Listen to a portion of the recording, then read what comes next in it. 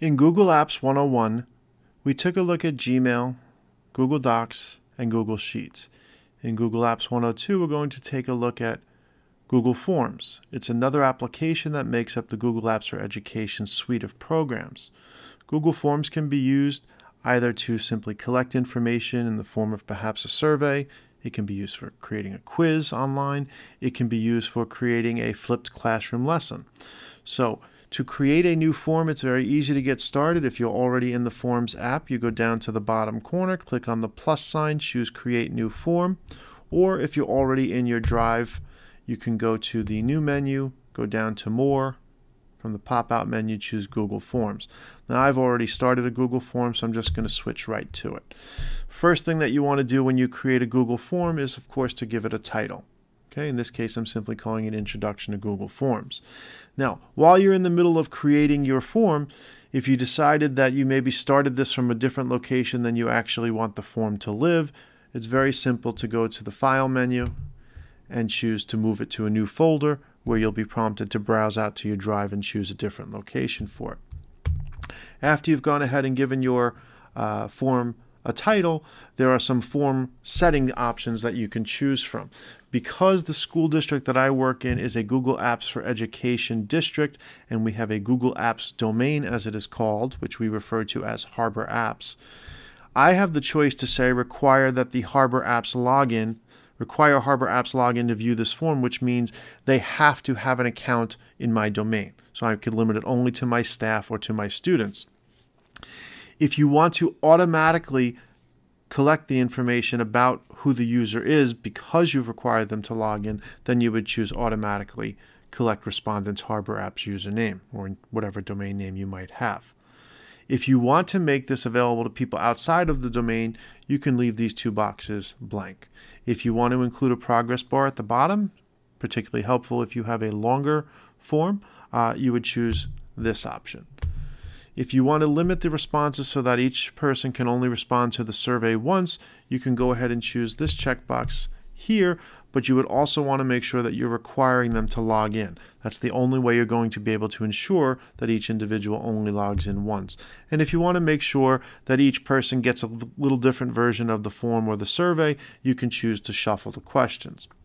Once you've determined those options there, you can move down to creating your questions.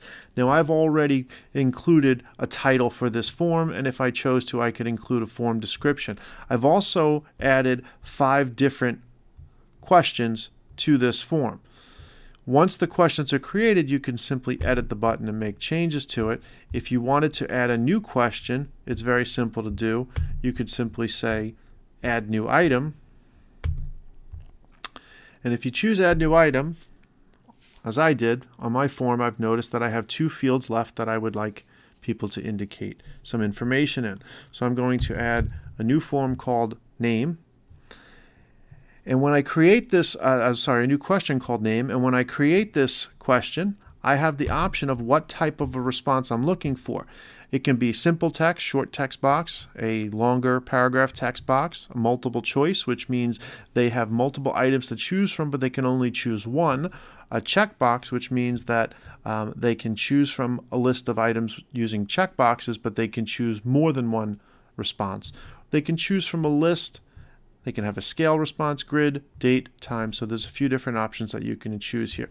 For this particular question, Name, it's just going to be a simple text box. Okay. If I want to, I can duplicate this question rather than starting over. When you duplicate a question, it automatically keeps the question title. It even keeps the responses if this happened to be a multiple choice response. But I want to change this slightly. So instead of name, I want this to be subject. I want to know what subject the teacher teaches. All right. This too is going to be a simple text. So I'm just going to click Done. Now, I would prefer that the name and subject be up top, so I'm going to click this and drag it up and drop it right into place where I want it to be. And after all, you know what? I don't want the subject to be included anyway. I don't think that's relevant, so I'm going to click Delete.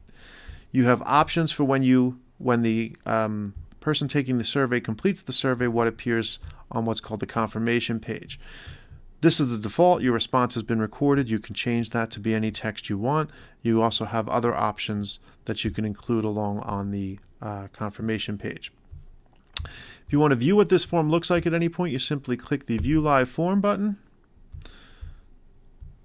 Okay, I can go back now and I can choose a different theme.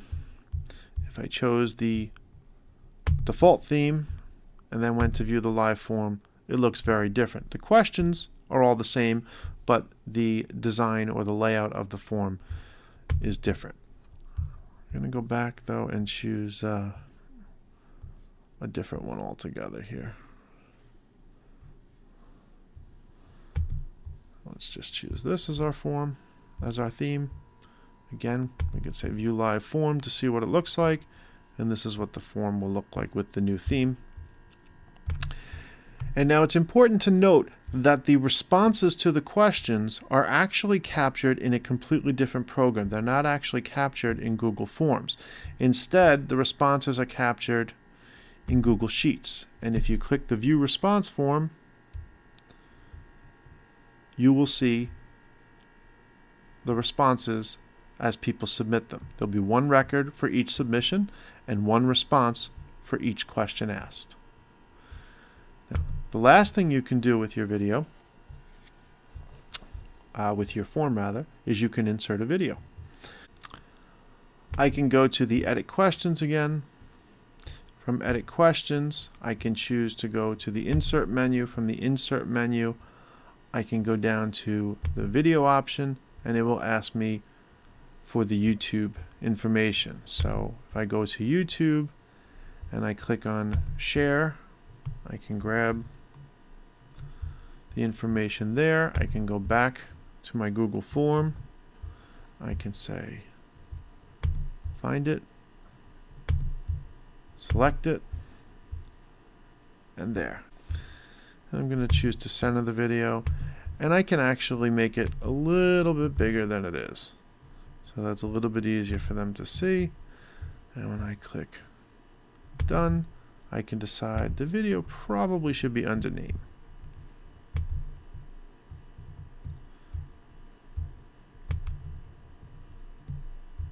Almost there. One more try.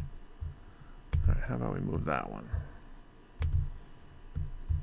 Okay, there we go. Now, if I view the live form, this is what the form will look like. It will ask them for their name. It will give them a window to play the video, and then they will have the option to answer all of the questions on the form and to then submit the form.